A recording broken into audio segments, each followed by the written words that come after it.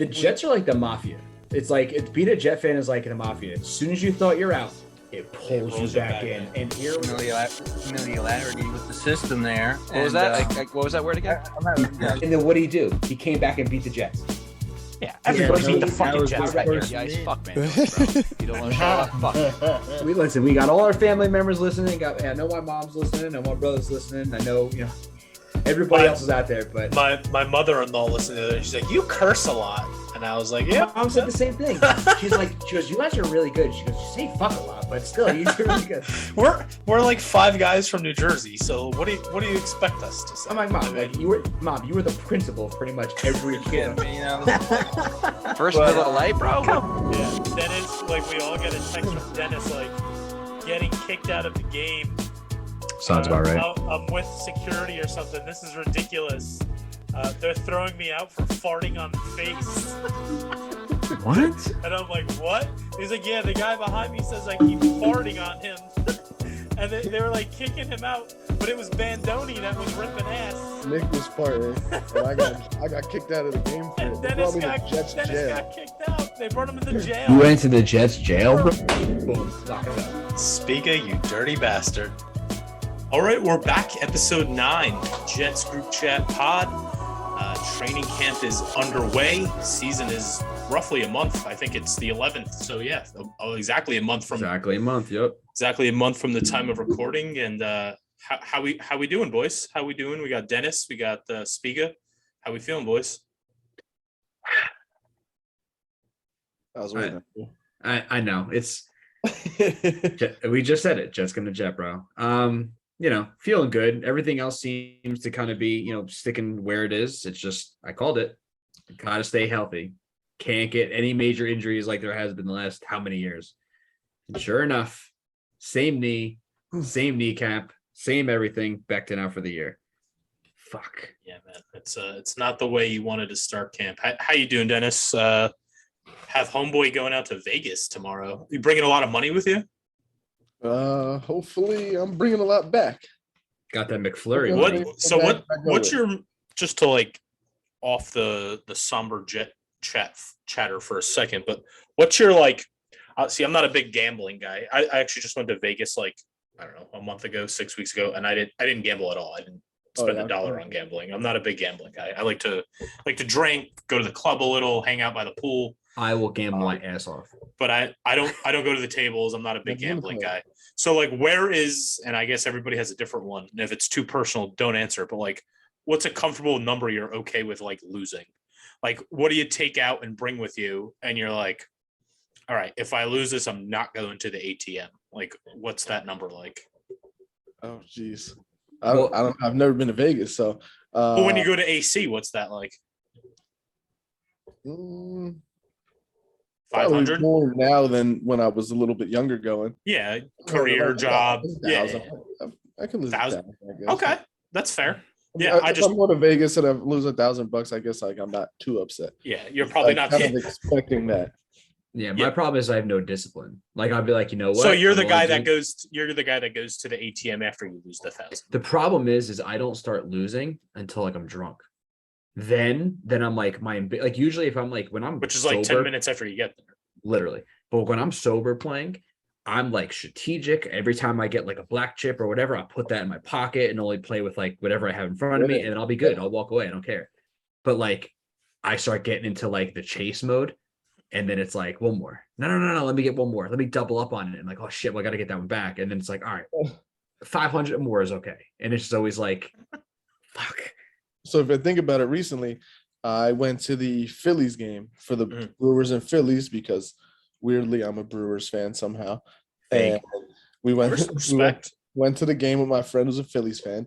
Afterwards, I didn't know there was a casino next door. So we walked into the casino.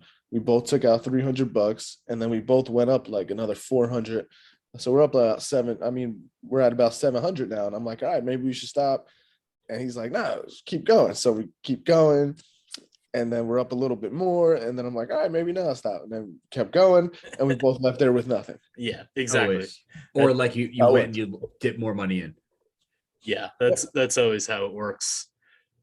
So heading there. But no, with the camp, I'm just pretty much ready for the games to start at this point.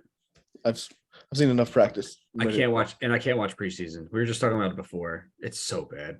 Like watching the Giant game today is like watching paint dry. Yeah, watch a little bit of it.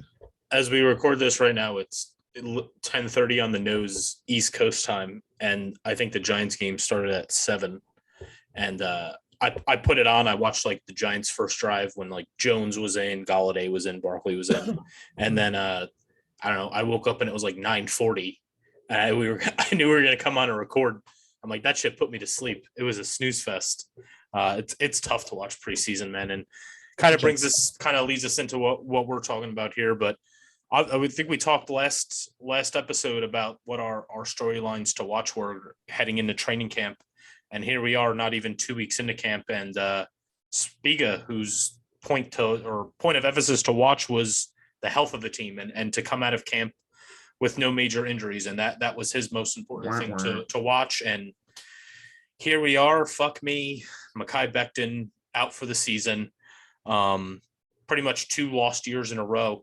You want to know what's fucking nuts? I read a thing yesterday that if this is the end for Becton, like if he's not back with the Jets this year, the guy never played a home game in front of fans. That's so for weird. The Jets, because 2020 there was no fans in the stadium because of COVID, and then he only played like 1 quarter last year. That was in the road game at Carolina, and now this year he's not going to play at all. So he's never played a game at MetLife in front of fans. And he's literally played a quarter in front of any kind of fans, which is wild when you like think about it in that sense. But Here we are in like year 3. No idea about that. Yeah, I just read that and I was like, mind blown. Like this can't be right. No, yeah, it's weird, but it sucks, man. It's like he's got all the talent in the world, but again, it's tough when you're that. It's like the Greg Oden thing. When you're that big, buddy, your body, your legs, you can't they can't support it. You're not meant to be that tall. You're not meant to be that big and that athletic moving around.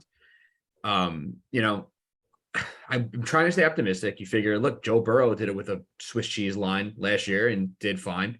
I think it'll be okay. I think it's a little bit of an overreaction because everybody else looks good. Outside of the next day, I think when Wilson took about like 8 sacks out of 9 dropbacks, right, he bounced back. I think they'll overcome, but the sad part is you look at a guy like Becton, it's like that might be the end of his Jet career. It shouldn't be. It couldn't be. Like your best ability is availability, and you don't have. I was about to ask that. Do you think that he'll be back? I don't even know if it's a Jets thing. Like his career might be over. Like his career in general could be over. I mean, 2 major knee injuries, 2 season-ending knee injuries to the same knee. When you're a guy that's 6'7", 400 pounds. Yep. I mean, that's a heavy burden to carry on a knee that's kind of compromised. You know what I'm saying? And it's not like he tore his ACL, then now he tore his MCL, or broke his ankle, and now he fractured his kneecap twice. Yeah, that can't be good. No, and that's what leads you to believe did the last surgery it was compromised essentially. Yeah. Was it fully healed? Obviously, he passed whatever strength test he had to do to get cleared to come off the PUP list and play, but maybe a guy that's that big, your body heals differently than if you break your ankle or you break your knee, then you're just an average sized dude, but when you're that big, I don't know, man. Pressure. It's just fragile moving forward, and I don't know what his long term outlook is, but I don't think you could be confident about it at any point moving forward. And that's my point. Is yeah, he's talented. He's the guy. He's a brick wall when he's playing. The problem is it's when he's playing. So now I feel if he's never going to really see the field or a full 16, 18, I don't even know how many games are on the season now, but a full season. Somebody else take a chance on him, but now do you sign him to a 5th year? The fifth year option. What do you do? Yeah, I don't think you can, but I think that's kind of address it as you get there, situation. Yeah. See how he rehabs. He's obviously going to have surgery now. He's going to go through a long, rigorous rehab he's done for the last year, and I guess we'll see where he's at a year from now. And if the Jets doctors like where he's at, he's guaranteed the 4th year, right? He signed through 4, but don't you have to make that decision on the 5th year option at year 4? This spring. This year. Yeah. So after this season ends, they're going to have to decide if they want to give him a 5th year, which I can't imagine they will. I can't see it happening. It's Yeah, bad business. Yeah, they will not pick up that 5th-year option. So if he's healthy, you bring him back next year, year 4, and if he's healthy, it's almost a prove it year, and then you figure it out. Obviously, he goes in as a free agent. You just re-sign him, or he goes elsewhere. But he's going to have to prove that he's healthy in year 4 to have another contract with the Jets. But assuming Dwayne Brown plays pretty good or decent at best, whose position does he take next year? Yeah, well, I think that's interesting. I don't know who he's playing this year. Yeah, obviously the Jets just a couple hours ago they came to an agreement with. No, I mean, who does Becton take? Who if he? Oh, I see. I'm saying, like, whose spot is he going to take? Because he has to win that back potentially. Yeah, he'd have to win that back, but I think at this point the Jets were trying to sign Brown before Becton got hurt. You know, he was at the green and white scrimmage when Becton was healthy. He was at camp the next day when Becton was still healthy. So I think the Jets were trying to add Brown anyway, even if Becton was healthy. It's like a Morgan Moses type deal. Yeah. Yeah. So now that Becton got hurt, but I think the way to look at it is, and if you guys don't know, obviously the Jets signed Dwayne Brown today, 2-year deal. I think it was like $22 million. I don't think the numbers are official or anything yet, but from what it sounds like, from what I've heard a few of the reporters say, like not all of that's probably guaranteed. It's probably like heavy incentives. It's probably more of like a $7 million a year or $8 million a year. Like it's probably like a $16 million deal with heavy incentives, which he'll probably attain because he's gonna have to play fucking every snap now. But I don't think Joe Douglas is done though. I think they sign somebody else or somebody shakes free. They get him on a waiver wire. They'll get a stopgap for right tackle because it creates too many problems more than it solves right now. Because Dwayne Brown, again, Pro Bowl caliber, 37, only played left tackle. So you figure he signs where? They didn't really sign Fant to his extension yet.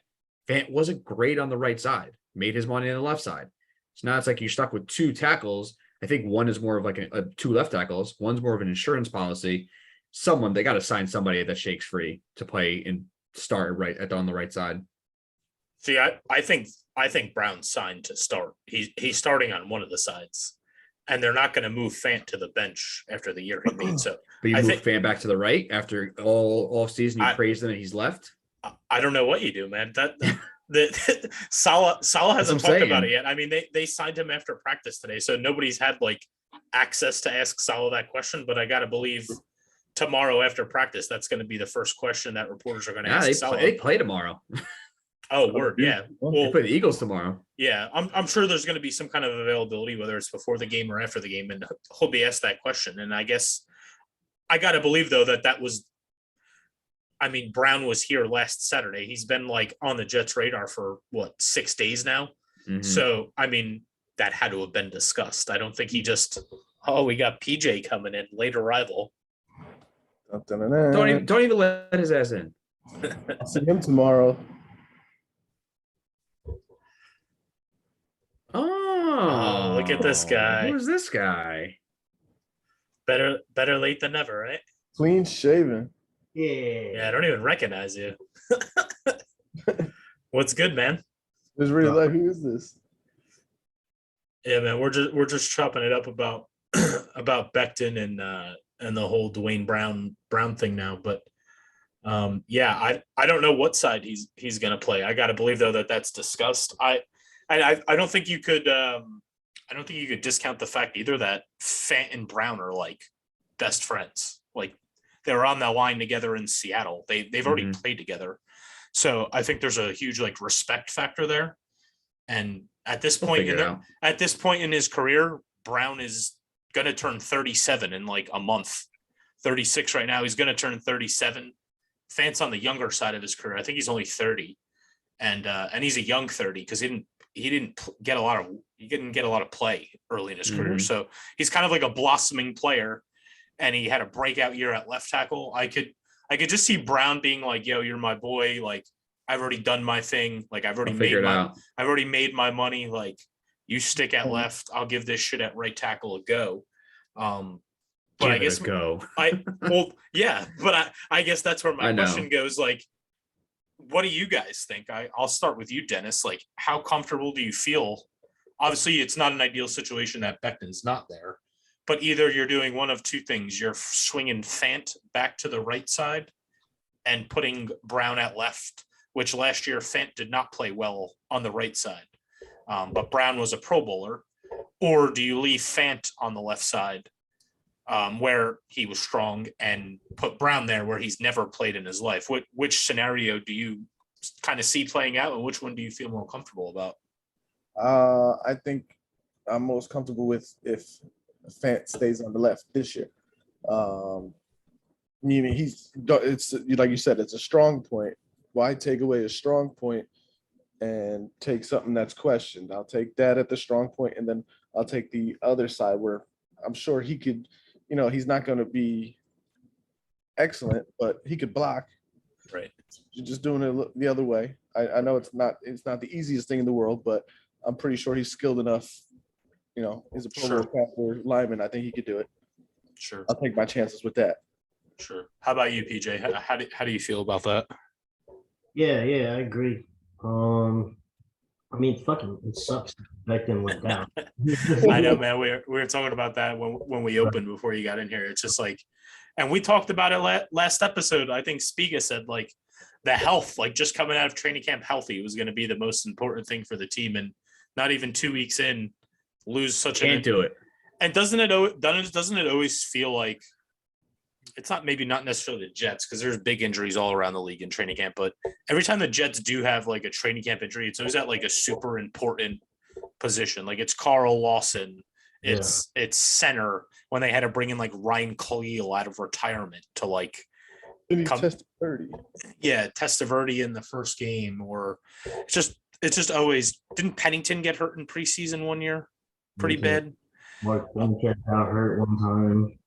Yeah, it just feels like the Jets always have these super important injuries at super important positions, either in training camp or preseason, and then we're stuck looking for like 38, 39-year-old Stopgaps. Like stopgap has-been players. Like, oh, they were a Pro Bowler in 2014, but now he's been on 5 teams in 6 years, and we'll figure it out for him. Yeah, like in 10 years when we talk about the guy's career, we won't ever remember he played for the Jets. It was just like that one random. It's like when like Ed Reed was a Jet. Like I don't even think people remember Ed Reed played for the Jets. Like just that one random year. I remember. Yeah, Pepperidge Farm remembers. Ty Law and Brett Favre and Michael Vick. Yeah, Ty Law. Yeah, Michael Vick. Yeah, guys like that. It's just always it's always like stopgap. Ty Law made the Pro Bowl as a Jet. Yeah, he had like 11 interceptions. Yeah, he made the Pro Bowl that year. He led the league in interceptions, I think, that year. Yeah, I think he did. He had a shit ton of them. I think he had one like 8 weeks in a row or something. Like he had one where he had one for like every week. But yeah, I agree, PJ. Fucking sucks losing Becton. But is that the scenario you like too? Same as Dennis. Keep Fant on the left, go Brown on the right. Yeah, I would say just keep Fant on the left. I mean, it doesn't make sense to just like keep flopping him around. I feel like that would mess with my ego if I was Fant. Like I'd probably be mad about that. Yeah. Like Dwayne Brown, yeah, I mean, he should be skilled enough to be on there on the right side, and then him there with Elijah Vera Tucker as well as Laken Tomlinson and as well as Fant. I mean, I feel like Duane Brown's better than Mekhi Becton anyway. So, blessing in disguise. I mean, that's a fair point. Like I've seen more than a few people say that. I don't know that the Jets really lose a whole lot. Like I know it's deflating, particularly because Becton was such a high draft pick and they invested a lot in him. And when you take his first draft pick, yeah, Joe Douglas's first pick, correct? First. But I think your long-term vision when he gets picked is that's your, at that point, left tackle for the next 10 years at least, like cornerstone player. And now here you are, not even a game into year 3, and you're not even sure if this guy's career might be 50-50 shot that it's not over, I think, at best. So I think going even into this year when training camp started, like he was a huge question mark. Like that was my biggest storyline to watch when we recorded last episode was what's good with Becton. Like I think we needed to find that out, and we never really did find it out because we're not going to get that opportunity. So, and I'd rather find it out now. I mean, granted, it sucks and it's not the answer we wanted, but I'd rather, like, the silver lining is you find this 8 practices in. Yeah. You know, I don't want to be having this conversation after week 1 or after the third preseason game. Because at that point, Brown's probably not even available anymore. Available, no. You go into week 1 or week 2, like they said Brown was talking to like 2 or 3 other contenders for like teams, yeah. And he ultimately decided to come to the Jets for whatever reason. I don't fucking know. I'm gonna guess it's money, but like I said, blessing in the probably like when Geno Smith got punched. I can't compare. They did a Rich Samini did a article on that today. A 30 for 30. I saw that. I didn't read it yet. I saw that he posted that though. I'm gonna read it when we finish. I read a little bit. I read like what Brandon Marshall had said. It was like the 10-year anniversary of it, right? Yeah. Yeah. He was like, we all were just wondering when he was going to give it. It was just $600. I think there's weight to like what you said, PJ, where it's like they didn't even know if like Becton was going to go back to normal. Like, oh no, he froze. I agree, Spiga. I agree. Look like the most interesting man in the world right there. Look at him. Yeah, he froze again. He froze earlier. He had a reboot. We'll have to probably let him back in. Florida Wi-Fi.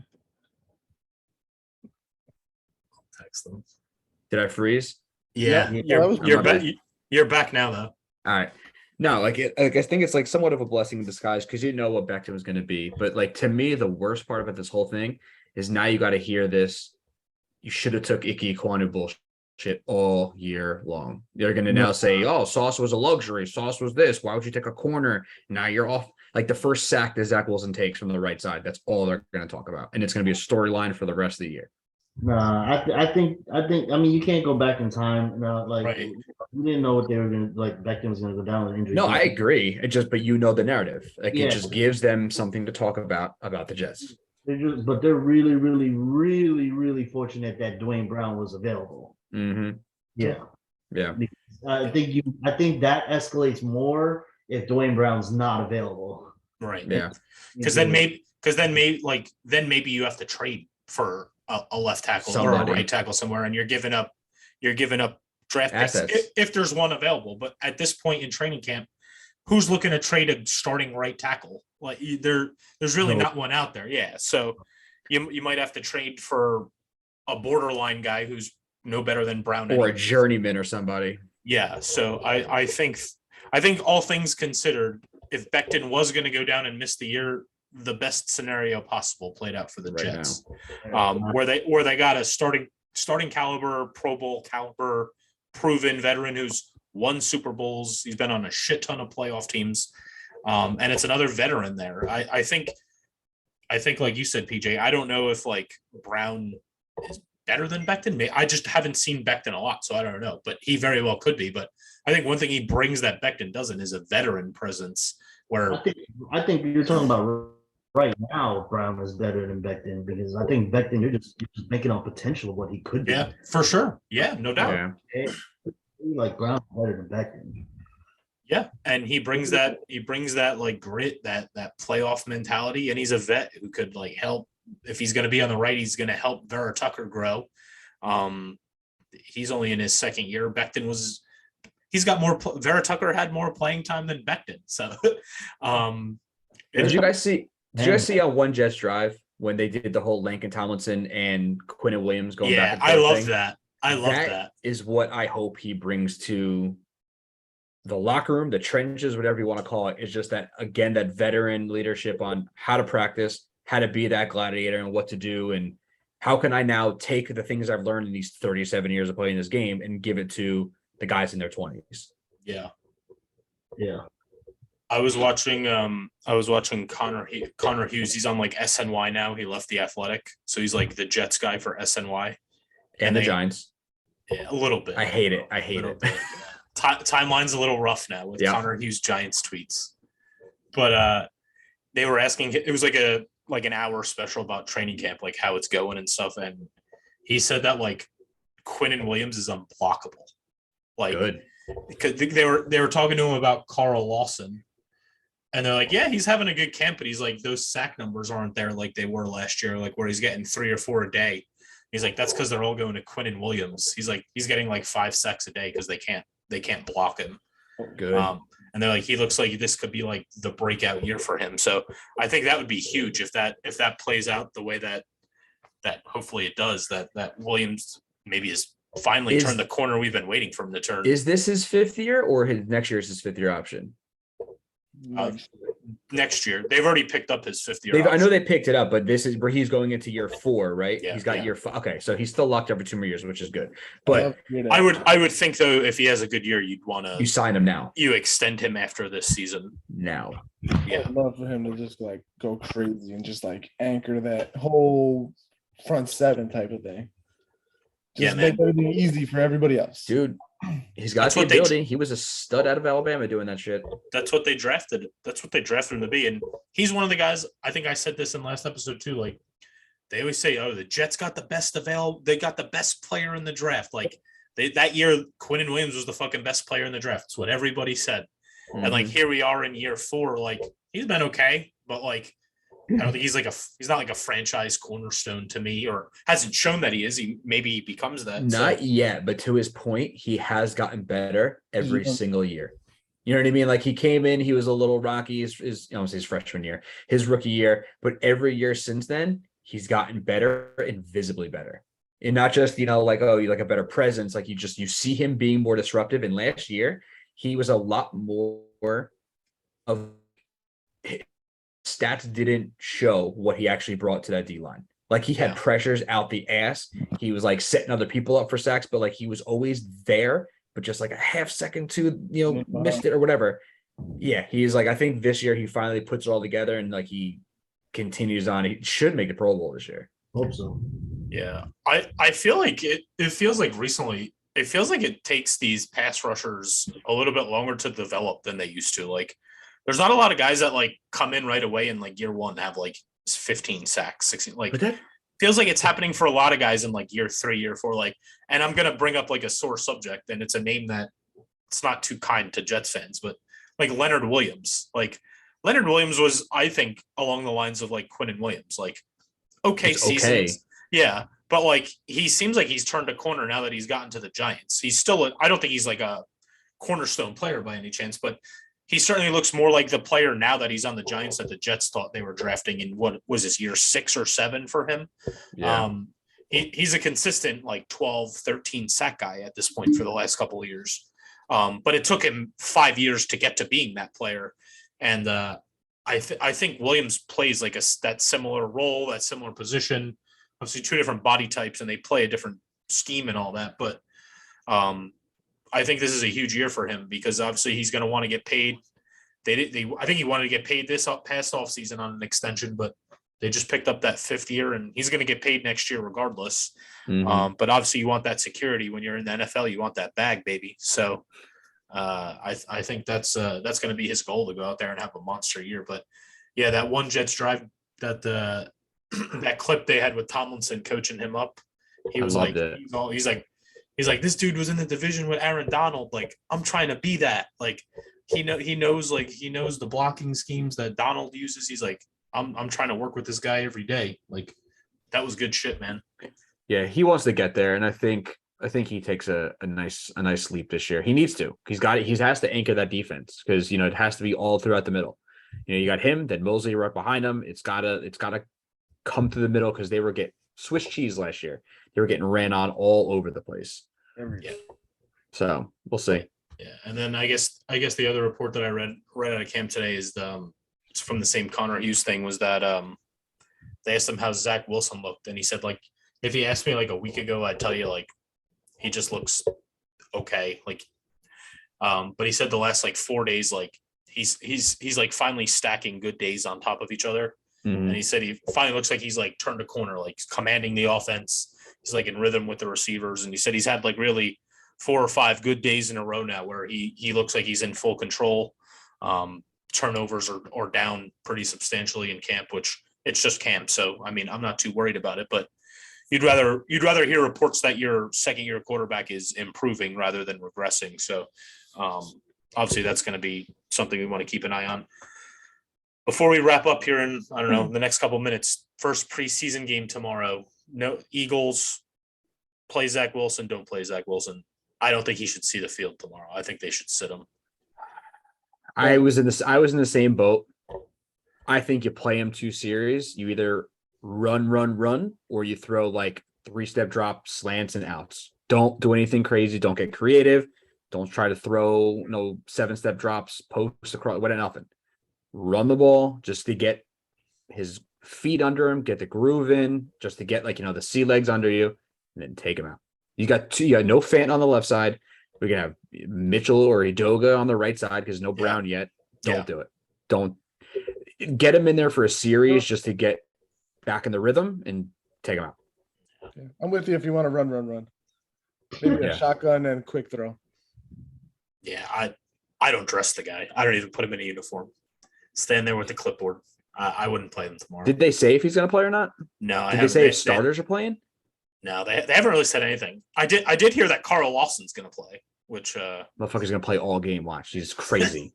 Oh, and that reminded me of another one, another fucking preseason injury. Avery Williamson against New Orleans, tore his Achilles in the end zone. Wasn't that like the last play too? It was like a pass. Yeah, he was playing into the second quarter in the first preseason game. It was by the end zone or something, right? Yeah, he was in the end zone. He was chasing down a running back into the end zone, and it just popped on him. That guy's career was over after that. I mean, he was great. Good. He was great his first year with the Jets, and then he was toast after that. To take a pivot real quick from the Jets, did you guys watch Hard Knocks? Yeah. Not yet. Bro, how do you not love that coach? Was it Dan Campbell? How do you not love him? He's fucking nuts, man. He's a little much for me. He's the guy. You know what though? He's like that player's coach. I forget. Dude, he only played he's played 10 years ago. Yeah. We're in that weird time now where players from our era or early in our era are coaching now. Aaron Glenn, do Staley. When you played the Bannon franchise mode and eventually they became coaches. We're what the fuck? But I didn't realize how many former players were on that Lions staff. They showed Antoine Randall, everybody. Yeah, Antoine Randall's the wide receivers coach. Deuce Staley's the running backs coach. Mark Brunell's the quarterback coach. Aaron Glenn's the defensive coordinator. He was sought after too, Aaron Glenn. We interviewed him for the head coaching job when we hired Saleh. He's going to get a head coaching job soon. He's one of those next coordinators to get hired, especially if Detroit has a good year. But yeah, I thought Hard Knocks was good. I like that they do the in-season Hard Knocks now. I think this year it's going to be Arizona. The Cardinals, right? Yeah. Yeah. The training, it's the same shit every year. Film the first round pick, focus on him, focus on the coach, and then you find show his backstory. And then you find the 4 undrafted fucking guys are going to get cut in the last episode. Follow them around, but for 3 weeks. become a fan favorite between everybody. And then when they get cut, you want your favorite team to sign them because you grew to like them on Hard Knocks. It's funny because everybody watches Hard Knocks, and then it's funny because all those guys get drafted higher in fantasy than they should. Because it's they're lighting up in Hard Knocks. I gotta take them. I saw me had 2 touchdowns in camp on Hard Knocks. He's gonna be my last round pick. Guy never fucking dresses the whole year. But yeah, Hard Knocks. I would root for them though. I would like to see them do well. Yeah, I really would. I like Dan Campbell. I think he's just ever. Huh? They haven't done well ever. It'd be nice. Neither have we. But it's a cool story though. Just to kind of watch him and how he came to where he came from and all the passion he's got. He's a cool dude. I would not against the Jets, but I'll root for him elsewhere. Lions Jets Super Bowl, stamp it. I'll take it. I'd love to get the Jets back on Hard Knocks. I think that was the best season of the show. I think that if they miss the playoffs, they're up for it again. Yeah. What's the criteria? It's a weird criteria. If you made the playoffs the year before, you can't be chosen. The Jets were one of 4 teams. Yeah, there was only only 4 teams that could have been picked to been on it. They don't make it again. I mean, I would love to see fucking Jets on Hard Knocks again. But you can't knock Rex Ryan's Hard Knocks probably might have been the best episodes they've ever had. Let's eat a fucking sandwich. Eat a snack. Yeah, there's no duplicating that. Speaking of just before we wrap up here, speaking of the Rex Ryan era, I know we've kind of teased it a little bit. We're trying to nail it down, but we are going to have former Jets special teams coach Mike Westhoff on the pod. coming up here in the next, I don't know, probably next couple weeks. Talk about his new book that just dropped. Figure it out. Figure it out. Buy it at a bookstore near you or Amazon. You'll get it faster. Yeah, I'm about halfway through it. Some pretty interesting stuff. I love that he's not afraid to like. Just I've been focusing on the Jets chapter, and not afraid to talk shit about people that he worked with. Like, talks a lot of shit about like Mike Tannen. Talks a lot of shit about like Mike Tannenbaum, Herm Edwards. He's like Herm Edwards didn't have a clue about how to manage the game. Like, talk shit about Terry Bradway, the Jets GM, when he got hired. Talk shit about Bill Parcells. Like, there's a lot of scary. Shit. There's a lot of shit talking in the book. Now, apparently, and I don't want to like ruin it if you guys go out by the book, but there's one story I read last night when, obviously Mike had cancer and he was out for a bit, and he had a couple tours of duty with the Jets. I think it was, right before they hired Rex, Westhoff's contract with the Jets was up, and he didn't know if he was going to still coach or not. So, Parcells, like, he went to go visit Parcells at Dolphins camp to like watch practice. And he watches practice with the Dolphins and Parcells, and then he leaves. And then like the next week, Tannenbaum calls him and they're like, yeah, we're going to hire Rex. He wants you to be his special teams coach. And so he's like, nah, I'm good, man. Like, I don't think I'm ready to coach. They pressured him like 3 more days in a row. He finally agreed to come do it. And then like right after he agreed to come back to the Jets, Parcells like filed a thing with the league that Mike Westhoff was there like spying on the Dolphins. Oh, and he said he hasn't talked to Bill Parcells since that day. And so he talks a lot of shit about him. It's just a lot of fun stories like that in the book. It's really good. I'd recommend picking it up if you're a Jets fan. But yeah, so we're gonna have Westy on the pod at some point in the next couple of weeks. We're trying to nail that down with his publicist. So something to look out for. That said, we're gonna wrap. Preseason opener tomorrow. We'll probably record sometime early next week, just reaction to that. Maybe some breakout bubble guys that had good performances or whatever, and we'll kind of break down that as much. Isn't it true that we've never beaten the Philadelphia Eagles? Isn't that like a team where we've never beaten ever? Like in history? I don't know. That could in the be regular true. season. In the regular season? We're 0-9 and 0-10. We play them in the preseason every year, so I can't imagine that they've never won. But regular season, I don't know. That's probably right. Oh no, they beat them last year in the preseason. I thought we tied last year, or like didn't we tie 2 years ago? Last year was the fucking It was the game. I was there.